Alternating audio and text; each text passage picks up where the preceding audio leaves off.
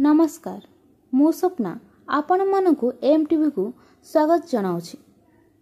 दुनिया तो विदाय दिने समस्त को नेबाकु पड़िबो, किंतु जीवन काल भितरे आमे आमर समय केमिति अतिबाहित करिछे सेइटे हेउछि महत्वपूर्ण। माँ उर्मिला थाटोई आज दुनिया विदाय नहीं सत, किंतु समाज को किछि अमूल्य रत्न दान करि जाइछन्ति।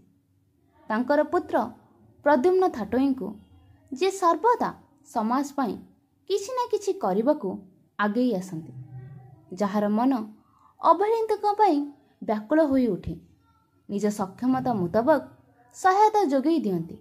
से एबे शिक्षकता करुछन्ति, ताहा सह समाज सेवार मध्य जड़ित अछन्ति।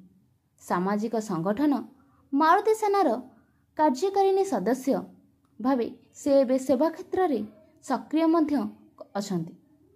तांकर मांकर मृत्यु परे से किछि भिन्न करबाकू योजना कले। समस्ते तो निज बंधु परिजन को महाप्रसाद खुआते, किंतु बंधु बांधव व्यतीत रास्तार पथिकों को मध्य महाप्रसाद खुआइबा पई व्यवस्था कले। पुरी रेल स्टेशन ठारे पथिक मानकु माँ उर्मिलांकर स्मृति उद्देश्य रे अभड़ा बंटन करागला।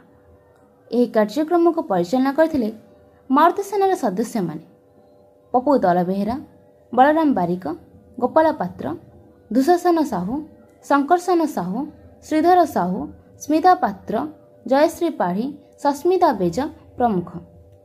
पुरीरू सुलोचना साहू सहित अनिल स्वाई एमटीवी।